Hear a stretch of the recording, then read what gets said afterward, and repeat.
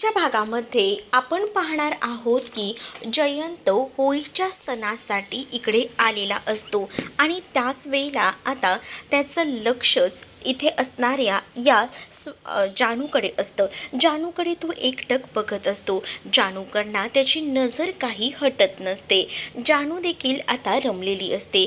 दुसरीकडे प्रत्येकजण होळीच्या समोर उभं राहून आता प्रार्थना करत असतात आणि म्हणत असतात की पुढचं येणारं वर्ष तरी नीट जाऊ दे, सगळं काही सुखात समाधानाने होऊ दे. संतोष तर भलतंच होतं. तो म्हणत असतो की माझी या नाटक कंपनीतून सुटका होऊ दे. असंच तो आता बडबड बडबड करत असतो. तर इकडे आता जानूसुद्धा असते आणि जानूना ती आग बघूनच थोडीशी घाबरलेली असते. पण त्याच वेळेला जयंतचं जानूकडे लक्ष असतं. जानू आता देवाकडे प्रार्थना करत असते आणि होळीला म्हणत असते की माझ्या आजीची जी अवस्था झाली आहे ना, त्यातून तिला बाहेर पडण्यासाठी मदत कर आणि माझी आजी लवकरात लवकर बरी झायला पाहिजे. तर दुसरीकडे मात्र आता जेव्हा होळी जळत असते ना, तेव्हा तिला तो क्षण आठवतो ज्यावेळेला दसऱ्याच्या वेळेला रावणाला तिनं जायलं होतं. म्हणजेच रावणाच्याच ह्याला जयंतचा फोटो लावून तो पूर्ण पुतळा जाळून टाकला होता. तो क्षण आता तिला आठवू लागतो आणि जेव्हा तो क्षण तिला आठवतो ना, तेव्हा ती आता त्या होळीच्या आगीमध्ये पडणार. तेच तिला आता जयंतने वाचवलेलं असतं. जयंत जेव्हा तिला सावरतो तेव्हा मात्र आता जानू पूर्णपणे डोळे बंद करूनच असते. मग तेव्हाच जयंत तिला हळुवारपणे सावरतो आणि हे सगळं बघून लक्ष्मी कुठेतरी बिथरलेली असते. सगळ्यांनाच धक्का बसतो की आपल्या जानूला काय झालं आहे याचा. पण त्याच वेळेला जानूला जाग येते. जानू डोळे उघडून पाहते तर समोर जयंत असतो. जयंतला बघूनच ना तिला खूप जास्त राग येत असतो. म्हणून ती स्वतःला त्याच्यापासून वेगळं करते आणि ती लगेच त्याला बाजूला ढकलून पुढे निघून जाते. जेव्हा ती बाजूला ढकलून पुढे निघून जाते ना, तेव्हा मात्र आता जयंतला धक्का बसतो. जानू आतमध्ये निघून जाते तर जयंतला ढकलल्यामुळे आता जयंतबद्दल वाईट लक्ष्मी आणि श्रीनिवास यांना वाटत असतं. ते जयंतकडे येतात तर जयंत म्हणत असतो की जानू आपली रिस्पॉन्सिबिलिटी आहे, त्यामुळे जानूला काही झालं तर मलाही त्रास होईल, तुम्ही इतकं वाईट वाटून घेऊ नका, असं देखील तो श्रीनिवास आणि लक्ष्मीला सांगू लागतो. त्यांना असं वाटत असतं की जानू जे काही वागते आहे ते खूप चुकीचं आहे आणि म्हणूनच ना आता ते त्यांना समजवायचा प्रयत्न करत असतात. पण जयंत ना जानूसाठी काहीच झेलायला तयार असतो. तो तिचा अपमान, तिचा राग, तिने मारलं तरी सगळं काही सहन करायला तयार असतो. कारण त्याला जानू आता त्याच्या आयुष्यात फक्त हवी असते आणि यासाठी तो काही करायला तयार असतो. तर दुसरीकडे मात्र जयंत इतका समजून घेतोय म्हटल्यावर खरंच ना आपण किती नशीबवान आहोत ना की आपल्याला इतका चांगला जावई मिळाला आहे की जो प्रत्येक पावलापावलावर आपल्याला समजून घेतो. आपल्या जानूची अवस्था इतकी नाजूक आहे तरीसुद्धा आपल्या जयंतराव हे किती समजून घेतात. जानूचं नशीब किती चांगलं आहे ना, जयंतराव किती प्रेम करतात तिच्यावर, असं देखील आता श्रीनिवास बोलत असतात. दुसरीकडे सिद्धूसुद्धा आता भावनाला सोडायला आलेला असतो आणि सिद्धू जेव्हा भावनाला सोडायला येतो तेव्हा तो तिचे जुने दिवस आठवतो. म्हणजेच भावना ड्रेसमध्ये वगैरे असते आणि माहेरी येत असते. म्हणूनच तो म्हणत असतो, पूर्वी ना जेव्हा तुला पटवायचं असायचं ना तेव्हा असं वाटायचं की कधी एकदा माझी बायको माझ्या या गाडीवर बसेल आणि आज तो दिवस फायनली माझ्यासोबत आहे. म्हणजेच तू माझ्या पाठीमागे बसली आहेस आणि हा आनंद मी सांगू शकत नाही. सिद्धू हे सगळं बोलत असतो ना तेव्हा भावना खूप जास्त खुश असते. आता भावना जेव्हा गाडीवरनं खाली उतरत असते तेव्हा भावना सिद्धूला सांगत असते की चला आता मला निघायला हवं, नाही तर पुन्हा जानूने बघितलं ना तर प्रॉब्लेम होऊ शकतो. जानू माहिती आहे ना मग ती रंगेहात आपल्याला पकडेल. तर सिद्धू म्हणत असतो की मी त्या क्षणाची वाट बघतोय की कधी मला जानू रंगेहात पकडते. मी तर त्या क्षणाची एकदम आतुरतेनं वाट वाट बघत आहे असं देखील आता तो बोलत असतो. जेव्हा ह्या सगळ्या गोष्टी तो बोलतो ना, तेव्हा मात्र आता भावना म्हणते, तुम्ही तर ना दिवसेंदिवस जरा जास्तच हुशार बनत चालला आहात. चला सोडा, मला निघू दे, असं बोलूनच ना आता तो निघायचा प्रयत्न तिथून ती करत असते. पण त्याच वेळेला तिला निघू काही सिद्धू देत नसतो. तिची ओढणी काही जाताना पकडतो तर तिचा हात काय धरतो. कारण आहे ना, त्याला आता फक्त आणि फक्त भावनासोबत जास्तीत जास्त वेळ घालायचा असतो. आणि त्याला असं हे लपून छपून भेटणं हे खूपच आवडत असतं. आणि त्यामुळेच ना या लपून छपून भेटण्यामध्येच त्याला आनंद वाटत असतो. दुसरीकडे जानू तिची वाट बघत असते. जानू म्हणत असते की कुठे राहिली ही भावनाताई, अजून कशी काय आली नाही. तर भावना इथे सिद्धूशी बोलण्यामध्ये बिझी असते. उद्याचा दिवस भावनाला सिद्धूसोबत रंगपंचमीचा साजरा करायचा असतो. यासाठी त्यांनी काही प्लॅनिंगही केलेलं असतं. म्हणजेच रंग लावेन तर फक्त तुमच्याच हाताने. आणि तोही तिला त्याच पद्धतीने बोलत असतो, मला पहिला रंग तूच लावायचा आहेस, अगदी असंच. मग आता या सगळ्या गोष्टी तर होतच असतात. जानू मात्र वाट बघत असते भावना कधी येईल याची. पण भावना अजूनही काही आलेली नसते. कारण भावना तर इकडे सिद्धूसोबत बिझी असते. त्यानंतर आता भावना जी आहे ती सिद्धूला बाय बोलते आणि तिकडनं जायला निघते. सिद्धू मात्र जाणाऱ्या भावनाकडे सुद्धा एकटक बघत असतो. भावनावरना त्याची काही केल्या नजर हटत नसते. तर दुसरीकडे आता जानू बाहेरच थांबलेली असते. हे भावनाने बघितलेलं असतं. भावनाला कळतं की आता ही आपल्याला उलटसुलट प्रश्न विचारेल, त्यापेक्षा आपण इथे जास्त वेळ थांबायलाच नको. हिला काही प्रश्न विचारायचा आतच ती तिकडनं निघून गेलेली असते. जेव्हा तर ती निघून जाते तेव्हा जानू म्हणते, ही ताई पण अशी काय, मला काहीतरी बोलायचं होतं ना तिच्याशी, तिने मला जराही काही बोलायलाच दिलं नाही, अशी काय ही ताई, असंही ती मनातल्या मनात म्हणत असते. दुसरीकडे दुसऱ्या दिवशी रंगपंचमीची खूप छान अशी तयारी करून ठेवलेली असते आधीच या जयंतने सगळंच व्यवस्थितपणे मांडून ठेवलेलं असतं. आणि तेव्हा श्रीनिवास लक्ष्मी बाहेर येतात आणि पाहतात तर काय, खूपच छान असं डेकोरेशन त्याने करून ठेवलेलं असतं. आणि हे सगळं कोणी केलं आहे असं विचारलेलं असतानाच तेवढ्यातच तो तिथून येतो आणि म्हणतो की आई बाबा, तुम्हाला आवडलं ना, मग तर झालं. हे सगळं ना मी तुम्हा सगळ्यांसाठी केले, कारण काल तुम्ही माझ्यासाठी एवढं केलं तर मी तर तुमच्यासाठी करूच शकतो ना. मला काल होळीला तुम्ही आमंत्रण दिलं, त्याचसोबत आज रंगपंचमीचा सण आहे आणि त्याचसोबत माझी जानू मला पुन्हा भेटली.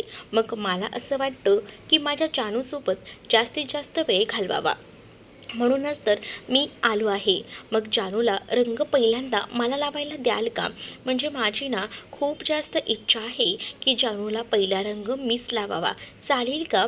हो, का नाही चालणार, चालेल ना, लावा, तुम्ही पहिला रंग लावा, तुम्हाला पहिला रंग लावायचा मान आम्ही देतो, काय हरकत आहे. तुमचं तिच्यावर इतकं प्रेम आहे, एवढ्या सगळ्या गोष्टी तुम्ही समजुतीनं घेतात, त्यापेक्षाही आम्हाला अजून काही जास्त महत्त्वाचं नाही, असं देखील आता बोललं जातं. जेव्हा या सगळ्या गोष्टी बोलल्या जातात ना, तेव्हा कुठे जाऊन खूपच जास्त बरं आता जयंतला वाटत असतं. जयंत हाच विचार करतो की असं का होईना तसं, पण माझ्यासाठी ही सगळीजणं उभी असतात कायमच, आणि त्यामुळेच ना आता तो खूप जास्त खुश असतो. त्याबरोबर लक्ष्मी आणि श्रीनिवासही म्हणतात की आमची काही हरकत नाही आहे, उलट आम्हालाही वाटतं की जानूची स्मृती लवकरात लवकर पुन्हा यावी, म्हणजे जानू पूर्वीसारखी हसत खेळत राहील आणि तुमच्यातही गोडी गुलाबीने सगळं काही होईल. पण आपल्या जानूचं बघता या सगळ्या गोष्टींना नको नकोशा वाटतात आणि म्हणूनच असा विचार करतो की कधी एकदा जानूची स्मृती येते आणि सगळ्या काही गोष्टी नीट होत आहेत. पण या सगळ्या गोष्टी नीट होण्यामागे सुद्धा थोडा वेळ जाईल, पण तुम्ही काळजी करू नका, सगळं काही होईल व्यवस्थित आणि तुम्हीच जानूला पहिला रंग लावा, असं देखील आता श्रीनिवास आणि लक्ष्मी जयंतला सांगून त्याला आता आधार देत असतात. त्यामुळे जयंत खूपच जास्त खुश असतो. दुसरीकडे सिद्धू हा झोपलेला असतो. सकाळ झालेली असते पण त्याला गाढ झोप लागलेली असते. गाढ झोपेत असतानाच त्याला स्वप्न पडलेलं असतं की भावना तिथं आलेली आहे आणि भावना त्याच्या गालाला, त्याच्या डोक्याला सगळीकडेच रंग लावून देत आहे. आणि जेव्हा त्याला हे स्वप्न पडतं ना, तेव्हा मात्र आता तो खूपच जास्त खुश असतो. पण हे सगळं स्वप्न त्याला पडलेलं असतं आणि त्याच वेळेला तो म्हणत असतो की अगं इथे सुद्धा लाव, या गालाला सुद्धा रंग लाव. आणि असं बोलता बोलता भावना त्याच्या हातून निसटत असते. म्हणून भावनाला थांबवायचा प्रयत्न तो करत असतो. पण भावनाला हात धरायला जाणार तोच तो बेडवरनं खाली पडतो आणि हे सगळं त्याचं स्वप्न होतं हे त्याला जागेपणी लक्षात येतं.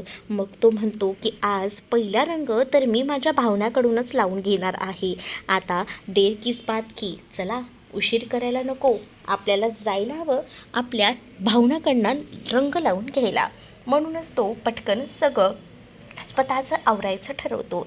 इकडे आता संतोषही आजच्या दिवशीसुद्धा कामाला निघालेला असतो. खरंच हा बोरिंग आहे हे मात्र आता या वीणाला कळलेलं असतं. पण वीणा आता त्याला मस्का लावायचा प्रयत्न करत असते. वीणा त्याला म्हणत असते की अहो ऐकताय का, मग आता तो थांबतो. मग तो म्हणतो की काय. मग वीणा त्याला म्हणते की आज रंगपंचमी आहे तर तुम्ही घरात थांबा ना, तुम्ही कुठे निघताय, नका ना जाऊ. मग तो तिला म्हणतो अगं तुला काय बेड लागले का, मला काय घरात थांबवते, मी कामावरचा माणूस आहे. अहो बघा ना बाहेर जयंतने किती छान सगळं काही सजवले, सगळ्याची तयारी उत्तम त्याने केली आहे, मग आपण का असं थांबायचे, चला ना आपण मस्त एन्जॉय करूया. ऐका ना मी तुमच्याकडे काही मागणार नाही, 8 दिवस मला ना तुमच्याकडनं काही नको. मग तर झालं, चालेल का. मग आता ती त्याला असा कसा बसा मस्का लावत असते. जेव्हा ती त्याला आता मस्का लावते ना तेव्हा मात्र आता तो एकटक तिच्याकडे बघत असतो. तो म्हणतो खरंच का, खरंच मागणार नाही आहेस. तसंही आता बिचारी त्याच्याकडे कधीच काही मागत नसते, पण त्याने थांबायला हवं ना यासाठी तिचे प्रयत्न सुरू असतात. म्हणूनच ती आता म्हणत असते की मी प्लीज सांगते ना तुम्हाला, नाही ना मी काहीच नाही बोलणार, थांबा ना. मग आता तोही मनात विचार करतो की जयंत जर इथे थांबणार असतील आणि सगळ्या काही गोष्टी जर मला कळणार असतील तर जाऊ दे ना, जयंतच्या तोंडून काहीतरी करता येईल, त्याच्याकडनं ललिताच्या मर्डर केसबद्दल बघता येईल, असाही विचार आता तो करू लागतो. आणि मग तो म्हणतो की ठीक आहे मी थांबायला तयार आहे.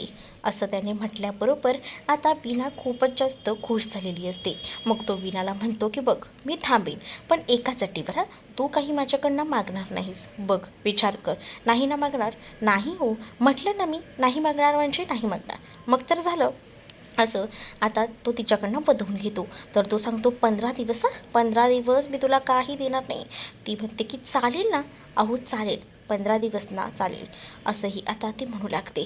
जेव्हा आता ती हे सगळं काही म्हणते तेव्हा आता वीणा खूपच जास्त खुश झालेली असते, कारण संतोष आता घरी थांबायला तयार झालेला असतो. संतोष घरी थांबणार म्हटल्यावर ती खूप जास्त खुश झालेली असते आणि ती आता आनंदानेच नाचायला लागते. जयंतने सुद्धा छान तयारी केलेली असते. तिथे आता जानूसुद्धा छान तयार होऊन येते.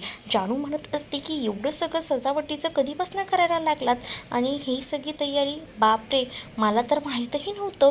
मग हे सगळं बोलत असतानाच आता ह्या सगळ्यामध्ये तिला जयंत आलेला दिसतो. जयंतला बघून तिचं डोकं सटकतं. ती म्हणत असते की बाबांचे बॉस आजही इथे काय चाललं काय, मला कळत नाही आहे, बॉस कामावर असायला हवा तर हा बॉस इथे काय करतोय, असंही ती म्हणत असते.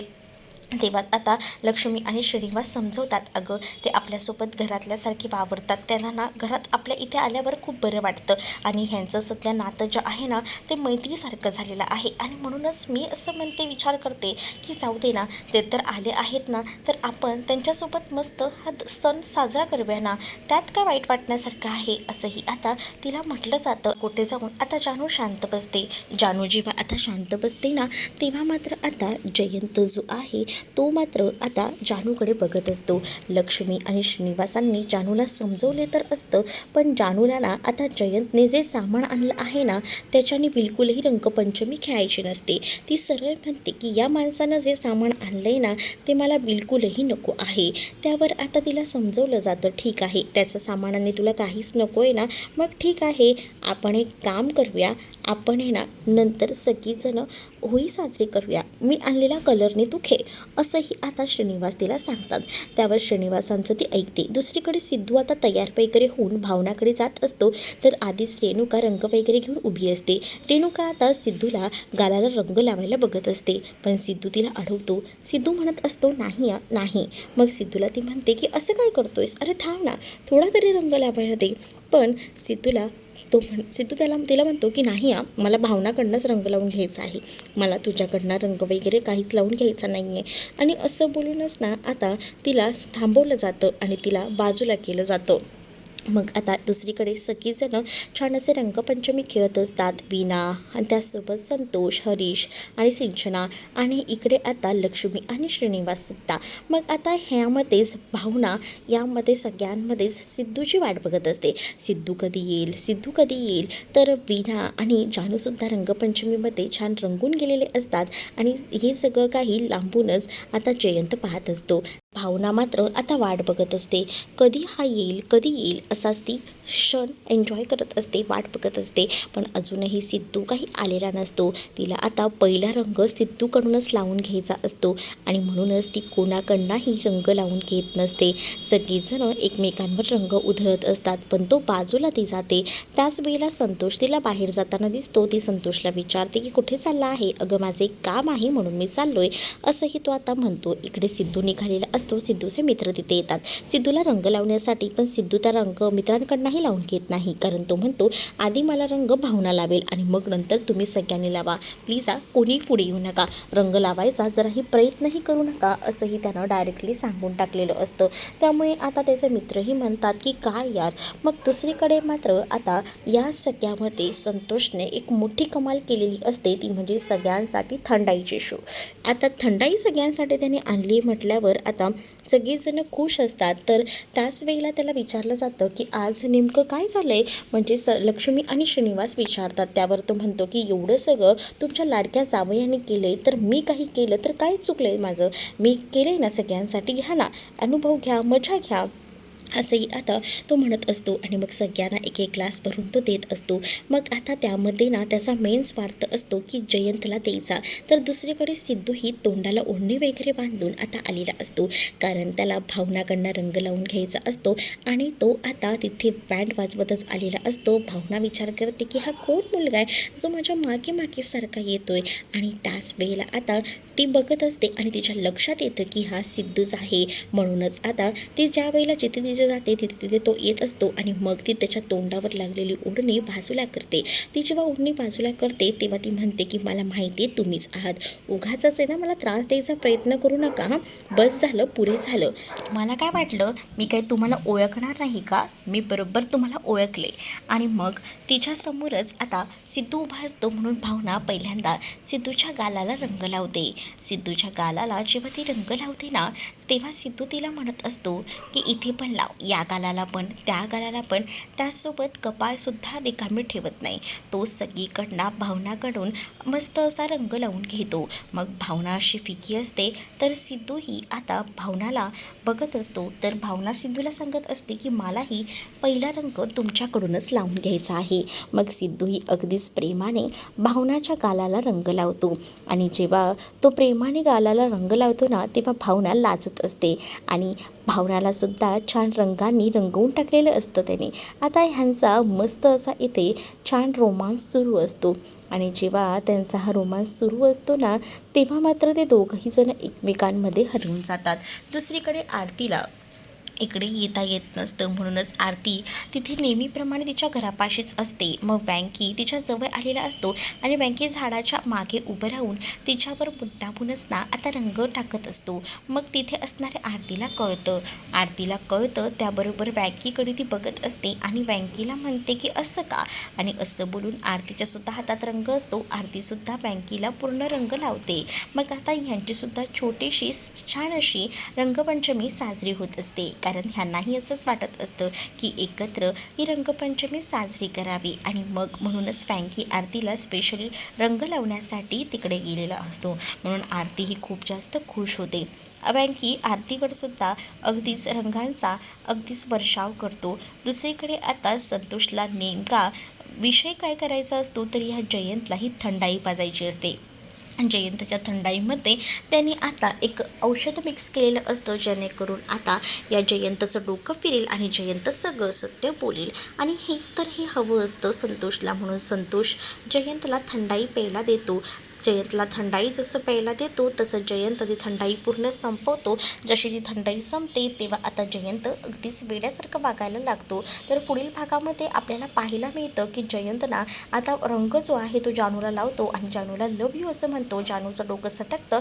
जानू त्याच्या जोरात कानाखाली वाजवते. तर तुम्हाला हा भाग कसा वाटला हे कमेंटमध्ये मला नक्कीच सांगा आणि अशाच नवनवीन भागांसाठी आपल्या चॅनलला सुद्धा सबस्क्राईब करायला विसरू नका. चला तर मग भेटूया पुढच्या भागामध्ये. तोपर्यंत टाटा बाय.